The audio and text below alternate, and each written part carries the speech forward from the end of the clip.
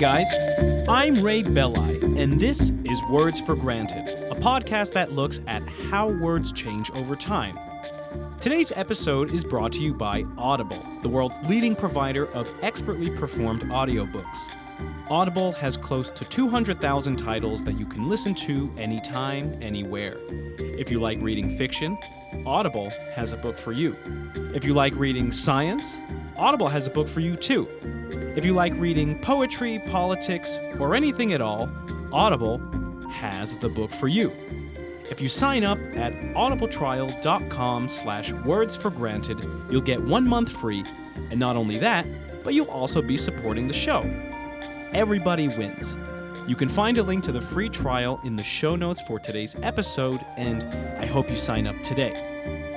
Before we get started, I'd like to acknowledge that last week I said that today's episode would be on the topic of culture, but as it turns out, the etymology of culture is pretty daunting, and my research isn't ready yet. I'll be done with the culture episode soon, so keep your eyes out for it in the coming weeks. Furthermore, I'd like to address my pronunciation of eau de Cologne from last week's episode. My pronunciation of eau was more like eau, and it probably made my French-speaking listeners cringe. Rightfully so. Thanks to listener Eurosandra for pointing it out. That probably wasn't my first anglicized pronunciation on the show, and I promise you it won't be the last. If I ever pronounce something in a way that sounds like nails on a chalkboard to you, please send me an email at wordsforgranted@gmail.com, and I will always set the record straight. Okay, with that out of the way, let's get on to today's show. The number 2 is a kind of magician. Actually, it's not the number 2, but the word 2, and more specifically, the spelling of the word 2. Each and every time we read or write the word to, it plays a linguistic magic trick on us. If you're a native speaker of English, which is also to assume that you're a native writer and reader of English, then you've been under the spell of this magic trick since day one. If you have a pen and paper available, write down the word to and stare at it for a couple of seconds. That's TWO. If you can't write it down right now, just envision the word in your head in big, bold letters. Again, that's TWO. TWO. The magic trick is that there's a big fat W in the middle of the word to that, according to the rules of modern English, should be pronounced. But it's not. Nor would anyone claim that it should be. The pronunciation of the word is indisputably to. But because the word to is such a common thing that we read and write all the time, the strangeness of that silent W just slips right under the radar. Not only that, but that unusual silent W just feels right. Of course, the letter W is sometimes silent in English. There's the WR letter combination exhibited by words such as wrist, wrestle, and wrong. However, W is seldom a silent letter on its own. I can only think of 2 other words in the entire English language that have a silent standalone W. They are answer, ANSWER, and sword, SWORD. If you guys can think of any other examples of a standalone silent W in English, shoot me an email and I'll share them on the next show. The thing that makes the silent W in to unique is that it has a certain characteristic that the silent W in answer and sword does not. That silent W in to is a baby maker. What I mean is that the TW letter combination at the beginning of the word to is the linguistic parent of a handful of derived words that all share the characteristic of to-ness. That in and of itself is not strange. What's strange is that in all of these derivatives, the W sound is pronounced. Consider the words twice, 12, and 20. Intuitively, we all know that these words are related to two. Based on the way they sound, it seems that their shared characteristic is an initial hard T sound, but if we take a look at the way these words are spelled, clearly their shared characteristic is an initial TW letter combination. This TW turns up in a handful of other words characterized by to-ness, but because that W is silent in to itself, our brains just aren't hardwired to make this connection automatically. You're probably wondering what some of these other words are, so before we go any further, let's have a look at a few. Two is the ultimate root word of twin. A twin is one half of two corresponding parts. It's also one of the root words of between, which is the preposition designating the space separating two things. If we stretch our imaginations, it's not hard to see how two is also one of the roots of twilight.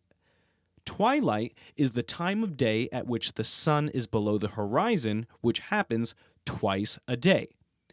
An alternate theory claims that the twi in twilight refers to the idea of half-light, and of course it takes two halves to make a whole.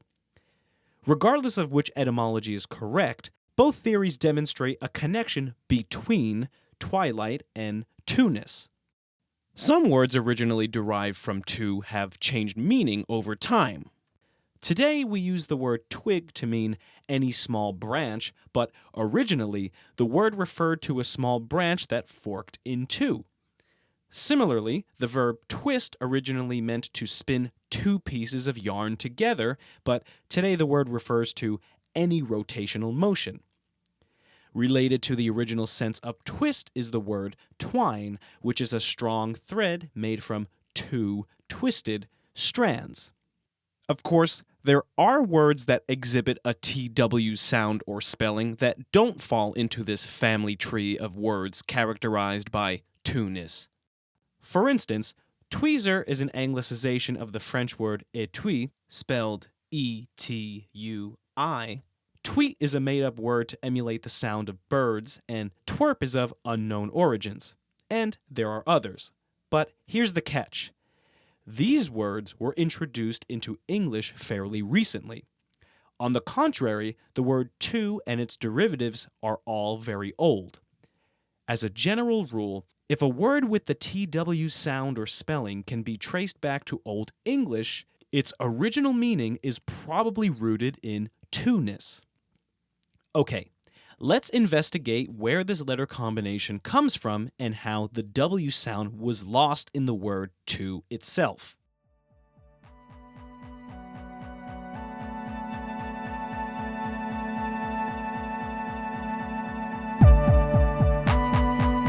The modern English word to is most immediately derived from the Old English word toi. I say most immediately because the ultimate root of to can be traced much further back in time, and we'll be talking about that later on. In this most immediate Old English ancestor, that W in the middle of the word was pronounced. During the Middle English period, a variant pronunciation, two, came into prominence, so depending on what region of England you were from, the words toi and two were being used to mean the same thing. As we all know, modern English to ends with the letter O, so ultimately, two, spelled TWO, just like the modern English version of the word, won out as the standardized form. But today, we don't pronounce the word as toe, but as to. So, in addition to the diminishing pronunciation of that W, the vowel sound at the end of the word changed from O to U. These two shifts in pronunciation are actually closely related. From the mid-14th century to the early 17th century, a major change in the overall pronunciation of English was taking place. Historical linguists identify this gradual and mysterious event as the Great Vowel Shift. It primarily affected the pronunciation of English long vowels, which today we know as A, E, I, O, U. However, Before the 1600s, those long vowels were pronounced differently, which is also to say that words containing those long vowels were pronounced differently. As a general rule, the great vowel shift raised the pronunciation of long vowels upward in the mouth. What does that mean? In order to understand what I'm talking about, we need to take a look at vowels on a technical level. For those of you who are not particularly interested in phonetics, this is going to sound like a bunch of unintelligible jargon, but I promise that what we're about to discuss ultimately has to do with the evolution of two. So, about vowels. A vowel is a speech sound that is produced without obstructing or diverting the airflow from the lungs. This is the primary characteristic that distinguishes vowels from consonants. But in order to articulate different vowel sounds, we have to engage our tongue as well.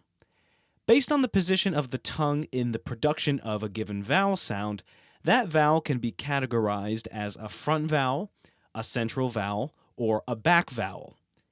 As you might expect, a front vowel is produced by positioning the tongue toward the front of the mouth. A central vowel is produced by positioning the tongue toward the center of the mouth, and a back vowel is produced by positioning the tongue toward the back of the mouth. A, E, I, and E are front vowel sounds, and are central vowels, and U, O, and Ow are examples of back vowels. We can further classify vowels as high, mid, or low, depending on the position of the jaw in the production of a given vowel sound. E, I, U, and are examples of high vowels. A, E, and O are examples of mid vowels, and A and are examples of low vowels. With these classifications in mind, let's turn again to the word two, the Middle English ancestor of the modern word two. The long O sound at the end of two is classified as a mid-back vowel, which is to say that it is a vowel sound produced with the tongue in the back of the mouth and the jaw at a midway point between the high and low positions. After the pronunciation changes brought about by the Great Vowel Shift, the long O sound in Middle English systematically moved forward and upward in the mouth, thus mutating the O in two into an U sound. The U sound is a high front vowel, which is to say that it is a vowel produced with the tongue near the front of the mouth and the jaw in a high position. I should note here that the Great Vowel Shift was not a conscious phenomenon. English speakers didn't just wake up one morning and all agree to start pronouncing everything differently. It happened gradually, and it wasn't even given a name and formally analyzed until the 20th century. Linguists aren't exactly sure why the Great Vowel Shift happened, and they may never know why. But regardless of why it happened, the Great Vowel Shift effectively brought us from two to two. But how did we get from two to two? The newly innovated U sound made the preceding W sound difficult to pronounce. You can see this for yourself. Try saying twu. It's not quite as effortless as two, is it? In order to preserve that W sound, you really need to stress its pronunciation. As a result, that W sound simply disappeared. This conforms to the general rule that over time, speakers of a given language will gravitate toward the easiest or most effortless pronunciation of a word, even if it means slurring the original pronunciation. This explains the tendency of some speakers of modern English to drop the G from verbs ending in ing. This turns words like running and hiding into runnin' and hidin'. Common contractions such as can't and don't came into usage in the same way. This insight not only explains why the W in two is silent, but it also explains why the W found in its derivatives is still pronounced. Words such as 12, 20, and twice made it through the Great Vowel Shift without their pronunciations becoming any more difficult. However, what this doesn't exactly explain is why the W has been retained in the spelling of a word that underwent a sound change so long ago. The most natural assumption here is that the W was retained in order to distinguish the spelling of the number 2 from its homophones to, the preposition, and to, the adjective. But this isn't the case. Rather, its preservation is a byproduct of the invention of the printing press. The printing press was brought to England in the late 15th century by a man named William Caxton. During Caxton's lifetime, English spelling had not yet been standardized. In fact, there were 5 significantly different regional dialects of the language spoken throughout the country. Though these dialects shared a lot of core vocabulary, the pronunciation of particular words could vary from region to region, hence the variations two and toi mentioned earlier. In this era of pre-standardized spelling, words were spelled phonetically. But since there could be up to 5 different spellings for a single word, this meant that someone from, say, the southwest of England might have trouble reading a document written in northern England. So, when William Caxton began printing books in large quantities, he chose to print them in the Westminster dialect because that's where his business was located. Over the years, as more and more of Caxton's books were disseminated across the country, the spelling of English words began to homogenize. However, the pronunciation of English was still in a phase of massive evolution during and after Caxton's lifetime. The great vowel shift hadn't fully set in yet, but since a quasi-standardized form of printed English had already been established, many archaic spellings were preserved in spite of newly emerging pronunciations. This accounts for the innumerable un-phonetic oddities of modern English spelling. Anytime we read, write, or say the number 2, we're dealing with a historical linguistic relic. Alright, that's it for this one, guys. I hope you enjoyed it as much as I enjoyed putting it together. But wait, there's more. Tomorrow, I'll be posting a follow-up to today's episode on Patreon. Originally, I was going to start posting Patreon episodes after we hit the $100 fundraising mark, but you know what? It's the holiday season, I'm feeling generous, so I'm just going to throw it up there. The Patreon episode looks at the grammatical implications of the pre-English Proto-Indo-European origins of to. Earlier when I said the ultimate origins of the word to go way further back, this is what I was talking about. If that sounds intriguing, all you have to do is donate as little as $1 to the Words for Granted Patreon account. You can go to patreon.com/wordsforgranted or just follow the Patreon link at wordsforgranted.com. It may not seem like much, but if everyone listening to the show donated literally $1, it would really add up and help keep the show alive. And now for the regular spiel. Don't forget to follow Words for Granted on Facebook, Instagram, and Twitter. I've been doing short etymology of the day posts on social media, so be sure to check them out. If you know someone who might enjoy the podcast, tell them about it, and if you yourself enjoy the show, please leave a positive review on iTunes. Okay, see you next time here at Words for Granted.